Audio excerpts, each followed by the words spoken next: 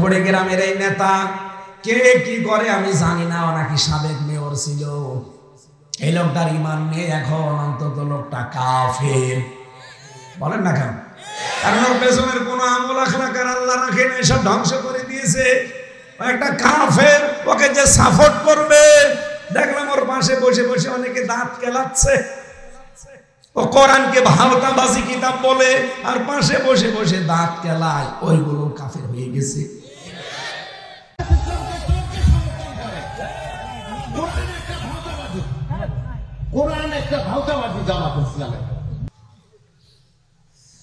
যে কথাটা তুলেছিলাম, চিন্তা ভাবনা করবেন, যাদের রক্তের সম্পর্ক ঠিক নেই।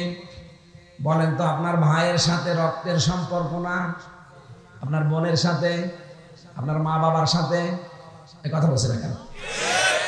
এই যে রক্তের সম্পর্ক যাদের নাম বললাম, এদের সাথে যদি দুনিয়ার কোন ঠুনকো বিষয় নিয়ে সম্পর্ক নষ্ট করে ফেলেন, আপনাকে বিভিন্ন রকমের ভয় আল্লাহ ভেতরে তৈরি করে দেবে।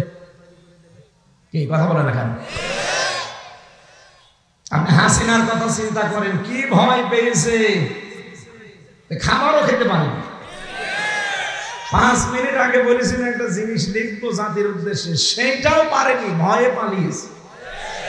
কেন এত ভয় তার ভেতরে? কারণ তার রক্তের সম্পর্ক কোনোটা ঠিক নেই। আপনি বলেন কার সাথে তার রক্তের সম্পর্ক ঠিক আছে? আমরা তারে কন্যা বলে ডাকতাম, কেউ বুবু বলে ডাকতাম, কেউ মানুষ কন্যা বলতো। এই সম্পর্কগুলো কন্যা যার তারে বলে মানুষ, সম্পর্ক কন্যার সাথে কিসের? রক্তের। বুবুর সাথে সম্পর্ক কিসের?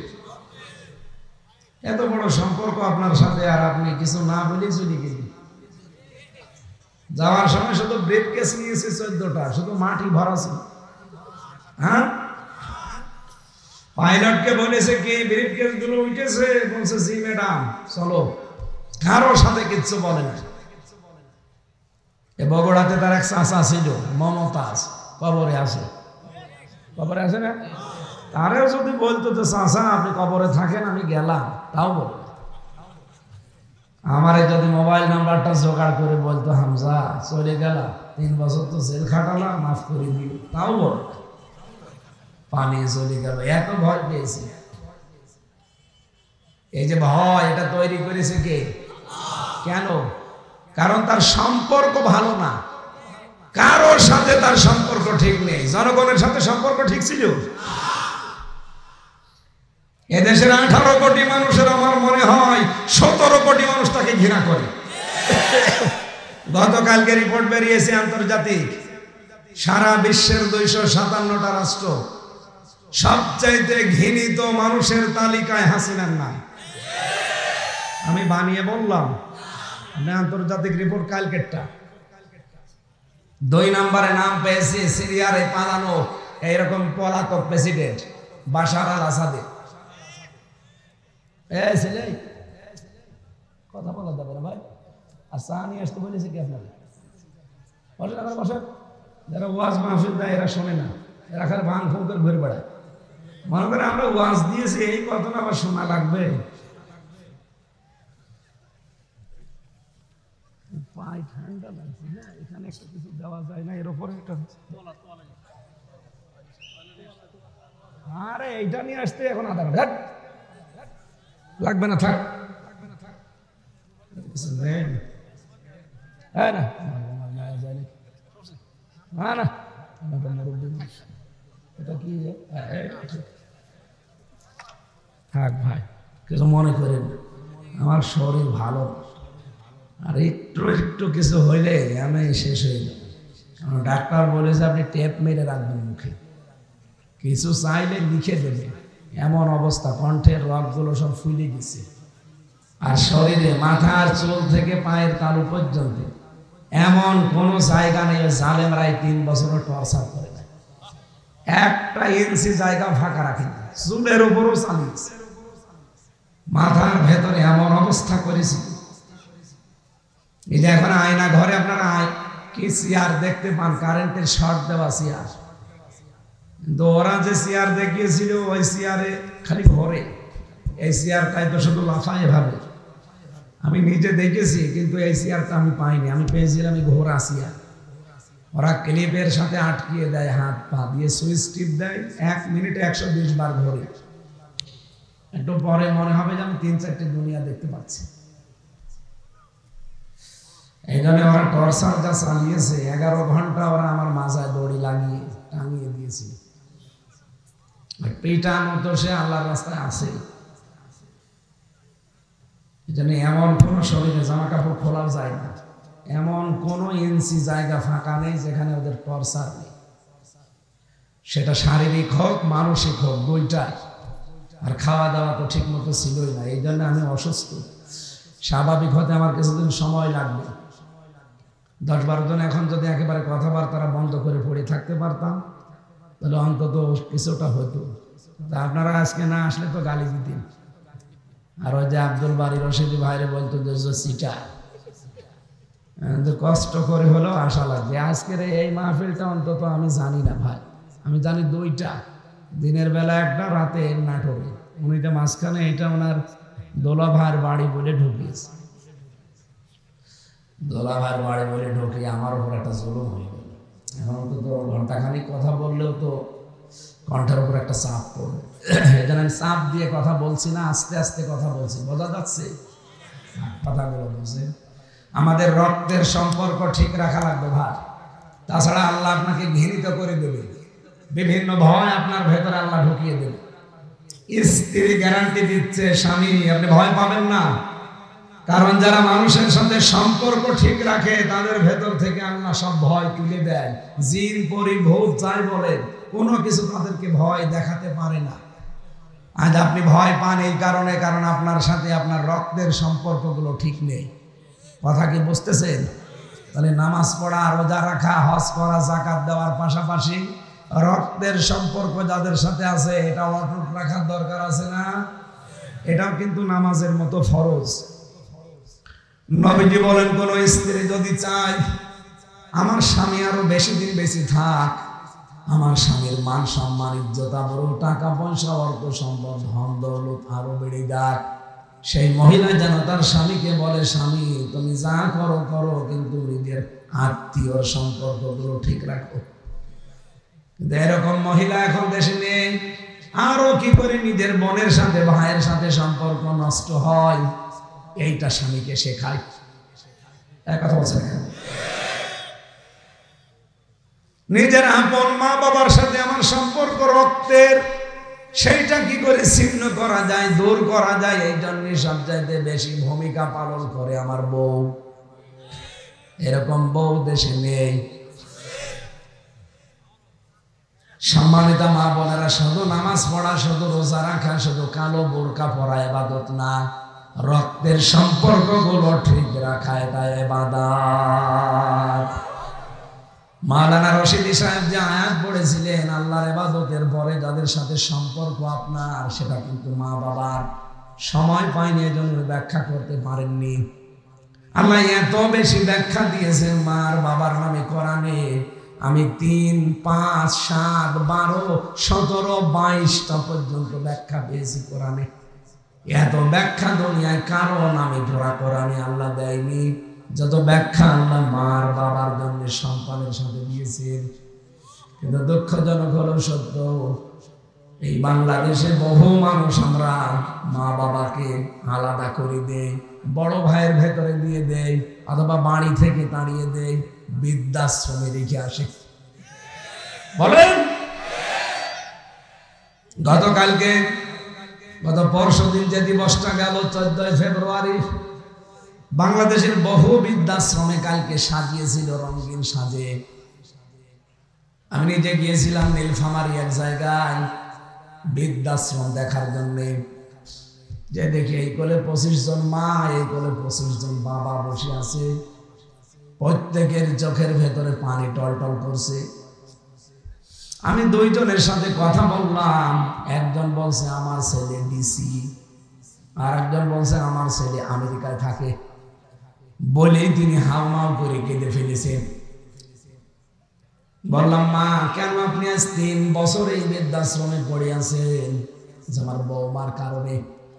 আমার ছেলে একটা ডিসি, চিন্তা করতে পারেন, একটা পুরা জেলা চালাইছে। এ বগুড়া জেলা যত বড় এরিয়া, এই পুরা জেলার জন্য ডিসি কয়জন? অথচ ডিসির মা পড়ে আছে বৃদ্ধাশ্রমে 3 বছর। মাঝে আমার বউ মা শুধু ঘ্যানর ঘ্যানর করেছে, এই বুড়ি বাড়ি থাকলে তোমার বাড়িতে আমি আর থাকবো না। শেষ পর্যন্ত ছেলে আমার রেখে গেছে, মাসে মাসে খরচ পাঠিয়ে দেয়। কিন্তু আমার তো মনে হয় শেষ বয়সে এসে আমার নাতি নাতনি নিয়ে একটু আনন্দ ফুর্তিতে কাটাবো। অথচ আজকে এই বুড়ো বুড়ির সাথে আমি পড়ে আছি, এখানে নেই কোনো আত্মীয় স্বজন, নেই কোনো রিলেটেড, রক্তের সম্পর্কের কেউ নেই, আমি একা। প্রত্যেকের চোখের দিকে তাকিয়ে আমার মনে হচ্ছিল প্রত্যেকটি মার বাবা তার সন্তানের জন্য বরদোয়া করছে। বলেন তো তাদেরও আমাদের মতো সন্তান নেই? বলেন না কেন? আর একজন বলছে আমার ছেলে আমেরিকায় থাকে, বিশাল ফ্যাক্টরি দিয়েছে, সেখানে শুনেছি। এত বড় কিছুর মালিক হওয়ার পর আজকে আমার জায়গা বৃদ্ধাশ্রম।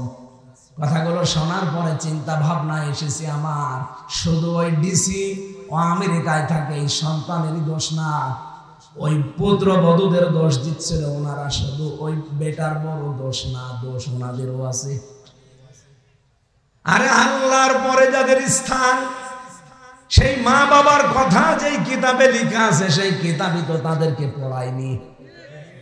কি মাওলানা আব্দুল বারীকে তার মা বাবা পড়িয়েছে, এটা এই জন্য উনি তেলাওয়াত করে আপনাদের শোনাচ্ছিল যে ওয়াকাযা রাব্বুকা আল্লা তা'বুদু ইল্লা ইয়্যা, আমি আল্লাহ রায় দিয়েছি আমার ছাড়া কারো ইবাদত করা যাবে না। ওয়া বিল ওয়ালিদাইনি ইহসানা, আমার পরে আমি আল্লাহ স্থান দিয়ে দিলাম তোমার মা বাবার, তাদের সেবা করা লাগবে। বলেন তো আল্লাহর ইবাদত করা, আল্লাহর আইন মানা কি? আরো জোরে বলেন, সবাই বলেন। মা বাবার আইন মানা না। এখানে আলেম বসে আছে না, আপনি আন্দাজে ফরজ বললেন কেন? মাঝখানে ওয়া আল্লাহ খেলা করার জন্য দিয়েছে। কোরআনের প্রতিটা শব্দ গবেষণামূলক চিন্তা ভাবনা করে কথা বলবেন। আলেমরা আছে, আপনি আন্দাজে বলতেছেন না। আল্লাহর আইন মানা এটা ফরজ, এর ভেতরে কোনো প্রশ্ন নেই। কিন্তু মা বাবার আইন মানা ফরজ না, মা বাবার সেবা করা ফরজ। কথা বলছে কেন? বলছে আমি 2 বার রিপিট করলাম কথাটা, আমি আরেকবার করছি রিপিট। বলেন আল্লাহর আইন মানা কি? মা বাবার আইন মানা কি? ফরজ। মা বাবার সেবা করা ফরজ, সাধ্যমতো তাদের পেছনে খরচ করা ফরজ। কি কথা বললেন এখানে? কি বুঝলেন এখান থেকে বলেন আপনি? আল্লাহর পরে যাদের স্থান, রক্তের সম্পর্ক আমার সাথে সবচাইতে বেশি যাদের, তারা কারা? আরো জোরে বলেন। সেই মা বাবার আইন যদি মানা ফরজ না হয়, পৃথিবীতে কোন মহারথী আছে যে তার আইন মানা ফরজ হয়ে যায়? সুতরাং এই বাংলাদেশে আল্লাহর আইন ছাড়া অন্য কারো আইন চলবে না, এটাই ফাইনাল। সামনে আল্লাহর আইন ছাড়া কারো আইন চলবে, আমরা চলতেও দেব না। হ্যাঁ, কথা বলেন না কেন? কত দূর গেল আপনি টের পেয়েছেন? আমার এই কথা কত দূর গেছে আপনি টের পেয়েছেন? অন্তত সারা দুনিয়া না গেলেও বাংলাদেশে আমরা এটা রাখতে চাই সামনে। আমরা যারা আল্লাহর বান্দা দাবি করছি, আল্লাহর রায় মেনে নেওয়া লাগবে। মা বাবার আইন মানা ফরজ না, যেখানে তাদের সেবা করা ফরজ, তাদের খেদমত করা ফরজ। অথচ আজ পৃথিবীতে বহু নেতা তারা আইন বানিয়ে আমাদেরকে মানতে বাধ্য করছে। এটা একটা শিরিক। এটা কি? এটা যে শিরিক তার প্রমাণ সূরা আরাফের 54 নম্বর আয়াতের মাঝে পাবেন, সূরা ইউসুফের 40 নম্বর আয়াতের মাঝে পাবেন। আলা লাহুল খালাকু ওয়াল আমরু ইনিল হুকমু ইল্লা লিল্লাহ। এই দুইটা আয়াতের সামারাইজ কথায় সৃষ্টিদার আইন চলবে, তার সৃষ্টিদার আইন চলবে। আরো জোরে আইন চলবে। সুতরাং এই দেশটা যেহেতু আমার আল্লাহর সৃষ্টি করা, এখানে আইনও চলা লাগবে আল্লাহর। আল্লাহ বাদে কারো আইন আমরা চলতে দেব। যারা আল্লাহর আইনের বিপক্ষে অবস্থান নিয়েছেন, আল্লাহর আইন নিজেও মানেন না, অন্য কেউ মানবে মানতেও দেন না, আপনি কিন্তু আর মানুষ নেই, আপনি একটা শয়তান। এমনকি আল্লাহর আইনকে যারা মানতে চায়, যারা মানাতে চায়, তাদেরকে কত রকমের অপবাদ এখন বাংলাদেশে দেওয়া হচ্ছে। আরে ভাই 15.5 বছরে দিয়েছে, সেটা তো দিয়েছে, এখন আবার নতুন করে দিতে চান কোন কারণে? নতুন করে আপনি কোথায় পাচ্ছেন এই সাহস? কুড়িগ্রামে গতকালকেও একজন এই কথা জানিয়েছে যে কোরআন শরীফ জামাত ইসলামের ভাওতাবাজি। সে যেই হোক, এই লোকটা যদি এই কথা বলে এখনো তওবা না করে, কিন্তু কাফের হয়ে গেছে। এই কথা বলেন না কেন? যে দলের লোক আপনি হন, আমার কোনো কিছু দেখার দরকার নেই, আপনি কাফের।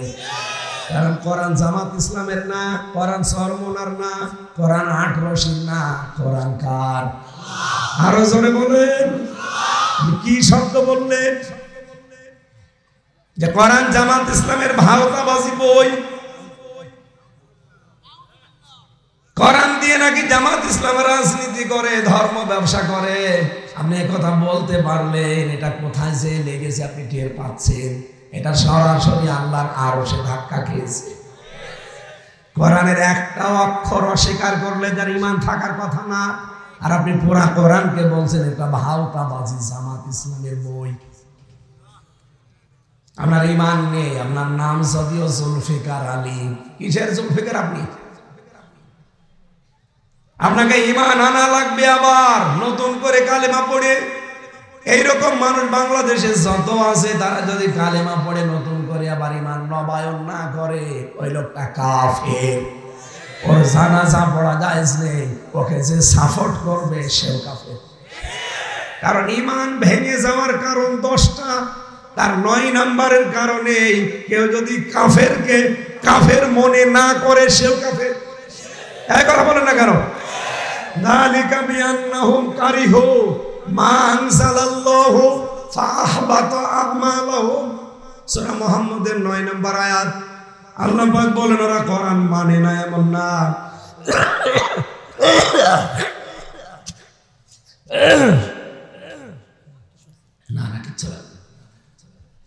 ওরা কোরআন মানে না এমন না। আমি আল্লাহ যে নাজিল করলাম কোরআনে কারীম, কোন বিধান যদি কেউ অপছন্দ করে, সঙ্গে সঙ্গে ওর পেছনের যত আমল আছে, ফা আহবাতা আমালাহুম, আমলের বহুবচন আমাল, আমি আল্লাহ সব কিছু ওর পেছনে নষ্ট করে দিয়েছি, ধ্বংস করে দিয়েছি। বলেন নাউজুবিল্লাহ। সুতরাং কুড়িগ্রামের এই নেতা কে কি করে আমি জানি না, ও নাকি সাবেক মেয়র ছিল। এই লোকটার ঈমান নেই এখন, অন্তত লোকটা কাফের। বলেন না কেন? কারণ ওর পেছনের কোন আমল আখলাক আর আল্লাহ রাখেন, এসব ধ্বংস করে দিয়েছে। একটা কাফের, ওকে যে সাপোর্ট করবে, দেখলাম ওর পাশে বসে বসে অনেকে দাঁত কেলাচ্ছে। ও কোরআনকে ভাওতাবাজি কিতাব বলে, আর পাশে বসে বসে দাঁত কেলায়, ওইগুলো কাফের হয়ে গেছে। এ যদি তাওবা না করে, এর জানাজা পড়া জায়েজ নেই, মরে গেলে বিনা হিসাবে বিনা বিচারে জাহান্নামে। এই কথা বলেন না কেন? কোরআনের কথা যারা বলে, এই মামান করার চেষ্টায় আছে কিছু মানুষ। এই চাঁপাইনবাবগঞ্জের হারুন আর ওর বউ, 2 জন মিলে শুরু করেছে। এতদিন 15.5 বছর তো জালেমরা ছিল, এখন এরা আরম্ভ করেছে, আলেমদেরকে বলছে এরা ধর্ম ব্যবসায়ী। এই মানুষগুলো কোরআন নিয়ে রাজনীতি করে। কেন কোরআন নিয়ে রাজনীতি করা যাবে না? আপনাকে কে বলিস? আপনি কোরআন পড়তে পারেন? 918 জায়গায় আমি পেয়েছি আমার এই ছোট্ট মাথার ভেতরে, কোরআনে রাজনীতি করা লাগবে। 918 জায়গায় আয়াত আছে। আমার ছোট মাথায় যদি এত কিছু থাকে, যাদের বড় বড় মাথায়, দেখেন কত বড় মাথা, এই মাথার ভেতর আরো বেশি আছে।